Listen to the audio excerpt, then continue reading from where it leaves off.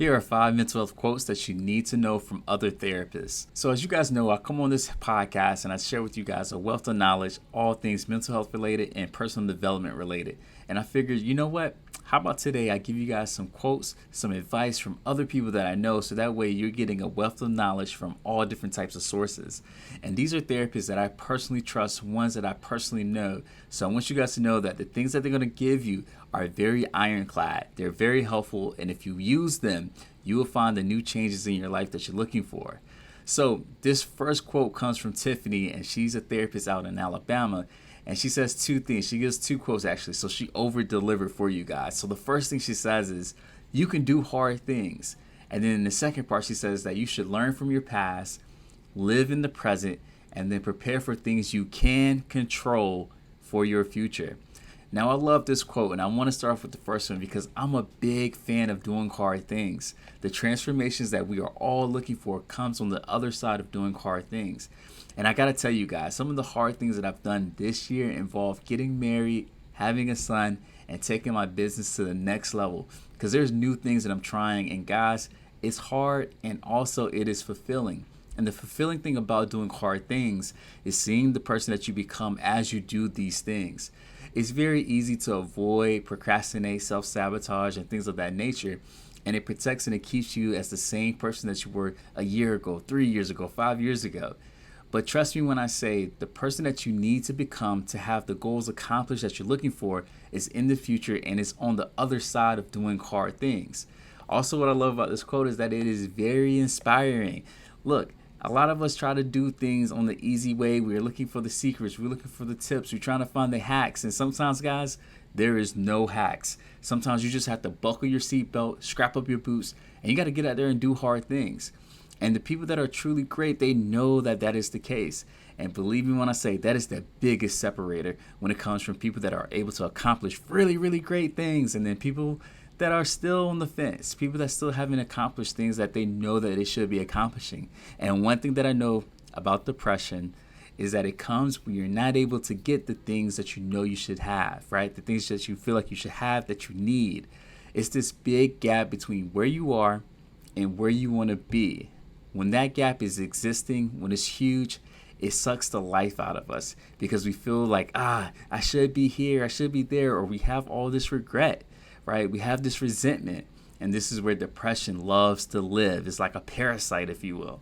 So you have to do hard things. And to do hard things, I actually did a podcast a few episodes ago where I told you how to make hard goals easier to accomplish. So check out that episode. Now let's talk about the second part of her quote. She says, learn from the past, live in the present, and prepare for things in the future. One thing that I love doing is watching my webinars, watching my podcasts, and asking myself, how could I have done better? What things did I do well? How can I make this content more impactful for the listeners like you that are listening to this episode? And I jot these notes down, and then I apply them, and guess what happens? I get better as a podcaster. I get better as a teacher, better as a presenter, communicator. But you have to be willing to look at the past. There's so many gems when you look at your past. And that is another great reason why you should be writing goals. Because when you write goals, it gives you an opportunity to look back to see, why did I accomplish this goal? Or why didn't I accomplish this goal? And you start to find your strengths and your weaknesses. And then you take those strengths and the weaknesses and you do what Tiffany says. You live in the present, right? You have to be here right now. Now that we got all the information that we needed from the past, we now have to ask ourselves, what can I do today? With the information I got, what can I do today to move my life forward, move my business forward, move my relationship forward, move my content forward, okay? You have to have these goals set, and you have to be in the right here, right now. Because look, just like when we're driving, yes, sometimes you look in the rearview mirror when you're backing up or if you're switching lanes, but if you're constantly looking in the rearview mirror, you're going to crash. And I'll tell you this, if I was constantly looking in the rearview mirror, I wouldn't go forward because I know I would crash. So guys, you have to live in the present. Now, the last part that she gave, I love as well. She says, prepare for things that you can control in the future. Okay, I can't tell you how many times I find clients focusing on things like other people's opinions, other people's actions, and all these things that we can't control. When you're obsessed with those things, it makes you feel one thing, and that one thing is detrimental, and it's called hopeless. Because when you're focused on things that you can't control, you're doing all these things trying to make it happen or whatever the case it may be, only to find out that it's useless, that it's not going to change. Now, there are some things that we can try to influence, right? But there's some things that we just have to look within, whether it's relationships, business stuff, whatever it is. There are just certain things that you just have to look within and place the onus on you, okay? So the things in the future, you have to be able to ask yourself, what are the things within my power that I can control? And what are the things that I can't? For the things that you can't, yes, we want to try to influence them. But at the end of the day, we should be working on within what Stephen Covey, so if you ever read the book, The 7 Habits of Highly Effective People, he talks about the circle of influence versus the circle of concern. Okay, so basically it's all the things that you can't control. The more you work in that area, the bigger it gets, okay? So what could happen or what will happen, I'll just give you an example. If you work on yourself, right, let's just say business, because I talk a lot about business. If you're working on your business and you're doing everything that you can to develop the skills that's needed to bring in maximum income, it doesn't matter who's the president of the United States. It doesn't matter who's the governor of your state, right? None of these things matter because you reached a level of accomplishment, success, like whatever it is. You reached a level where it doesn't matter what someone in the office does. It's very hard to affect you to the point where it'll be detrimental, if you will. And I can take that example and I can apply it to so many other places. Let's talk careers real quick. So one thing that I tell some of my non-to-fivers is that as you're working in your job, you should be looking to develop the skills needed to whether it's get the next promotion or to apply to the next job and have an ironclad resume. Right now, I have a client right now that I'm talking to about this, where we're just focusing on collecting certifications, whether it's through Google or Adobe or whatever it is. We're collecting all these certifications. So when we come to the table again to apply for a job, we would have undeniable proof that we have these skills. And that's going to be the thing that makes it so that it doesn't matter who he applies to. He has a great chance of getting hired. All right, next, this second one is actually from one of my best friends, and also he's a therapist here in South Florida. He's actually a groomsman to my wedding. His name is Giancarlo Simpson, and he says, anger is a protest for your unmet needs. And I thought, bro, that is a gem. That is a bar. And the reason why is because it's true. Let's think about all the real protests that we've seen before. So we could take it back to the 1950s where people in the South were protesting against segregation, against oppression, right? All these things. And what that led to was the civil rights movement. What that led to was people coming together for a single cause to say, hey, all people should have the right to vote. All people should have the right to live in these cities, right? Like all the things that we were being cut off from, right? We were given the access that we needed. And it's because we protest. Now, without these protests, guess what happens? Things stay the same. And that is the same thing with anger. And that's why anger is so important. You know, growing up in school, even in family, and sometimes even in whatever religion you practice, you may be taught that anger is a bad emotion and that you shouldn't have it.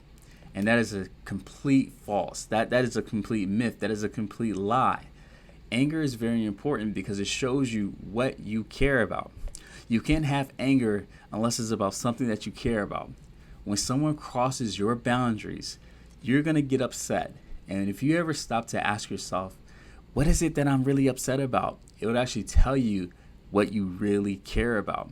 So if you find yourself angry, whether it's in a relationship, at your career, in your business, and I've been there in all three of those places, you actually have to stop and look within and ask yourself, what's missing from this situation? What does this tell me that I care about? Once you find it, you need to take control, as Tiffany said, in your actions to try to make that value more present, to make that quality more present in your business, in your career, or in your relationships. And that's why anger is so important. All right, next we have a quote from Jamila. She's a licensed clinical social worker, and we actually worked together for a few years, if you will. And she says, be present. Yesterday is gone, and tomorrow hasn't come yet. So enjoy today. Now, as you can see, there's a theme here, right? It's all about taking control of what you can today. Tomorrow isn't here, and I would tell you that you can actually influence tomorrow's, whether it's actions, outcomes, results. You can influence what happens tomorrow by focusing on what you do today. But see, you have to have that belief, though. You have to have the belief that you can do hard things. You have to have the belief that you are the author of your life and not just a character in some book. If you have that belief, guess what you're going to do? You're going to take more actions. And one thing that I love about small, consistent actions is that it builds. It builds. And if you have that belief system, that if you take action consistently, things will eventually fall in your order, fall in your way, guess what you're going to do? Guess what you're going to be more likely to do? You're going to be more likely to stay consistent because you have that belief. That is the ultimate belief that I need you guys to have. It's the belief that if I do these small things consistently, if I take advantage of the day, if I live in the present, eventually things in my life will change. And that's called having a growth mindset. And having a growth mindset is actually one of the keys to confidence, but also it helps people if they're suffering with depression because they know things will eventually change. So that is a bar. Please make sure you're writing these down, okay? And I would tell you, this is a podcast that you may want to save and go back to because, again, these therapists, from all their teachings, from every hour of therapy that they provided, this is the one quote that they will share with any client that they've worked with. And I want you guys to save these. All right, next, this is from a good friend of mine as well. He actually came to my wedding too. His name is Trey. He is a licensed clinical social worker in Florida and in New York. And he says, self-sabotage will sometimes come disguised as independence. And I said, yo, that is dope, man. That is a bar. And we talked about it too. And I asked him to explain it because I had an idea, but I wanted to hear from him. And he says, man, in this world we live in, is so much pride about being what's called self-made, doing it yourself. And this is shout out especially to my men, but it can be to anybody. There's nothing wrong, guys, with asking for help. And I would actually make the argument that by asking for help, it actually shows a vulnerability that only confident people can display. And also by asking for help, you get to your goals faster, right? That's one of the things that you have to remember and you have to keep close to your heart. By being open, being vulnerable, asking for help, it doesn't take anything away from the goals that you've accomplished. It actually helps you guys to reach those goals faster. And when you do that, guess what you can do? You can reach back and help other people, whether it's your family, people in your community, people at your church, people wherever, right? If you get the help that you need, we get to point A to point B faster, and it helps everybody. But there's so much pride with being quote unquote self-made, as Jay talked about, that people don't want to do it. And it's actually to your own destruction, which is where he talks about this self-sabotaging trait. So make sure you guys are asking for help. Hey, all this self-made stuff, no one's self-made. That's a myth. Everyone's received help, whether it be directly, indirectly, whatever the case may be. You've received help, and that doesn't make you any less than.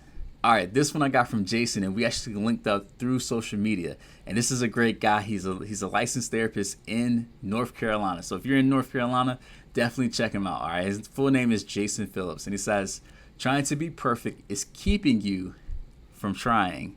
And I was like, bro, come on, man. You speaking to my soul right now.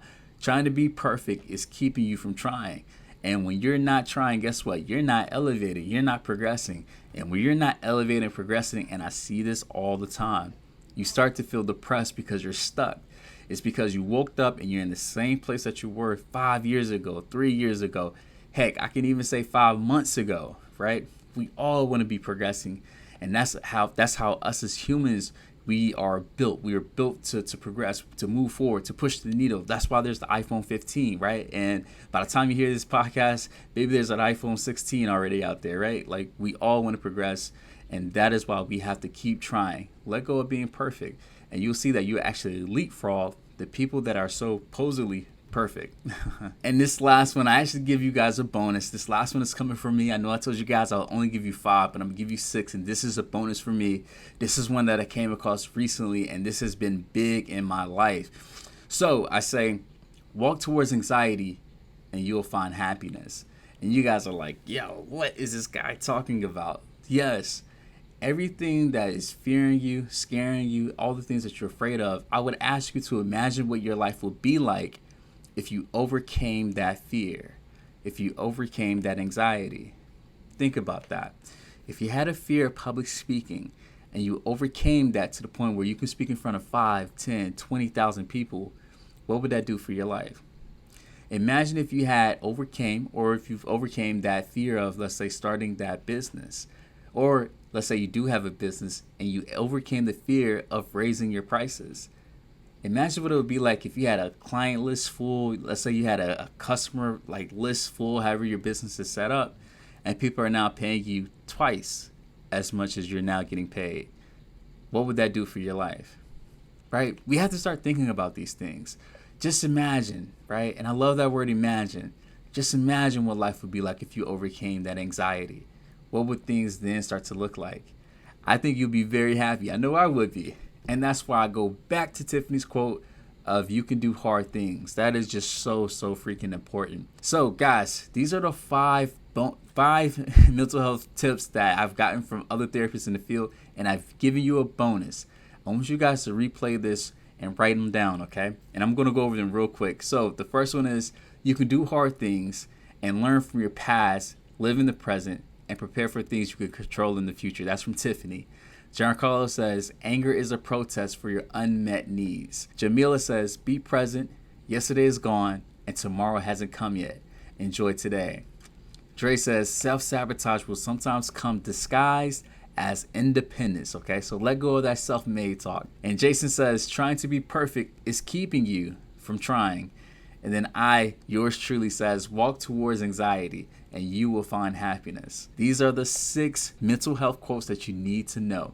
Okay, guys? Take them with you. Take the actions that are aligned with these quotes and see where your life ends up. And let's just say a year. I promise you, in a year, everything can change. My name is Coach Wells. I'm a licensed therapist, and thank you for checking out this podcast. See you guys later.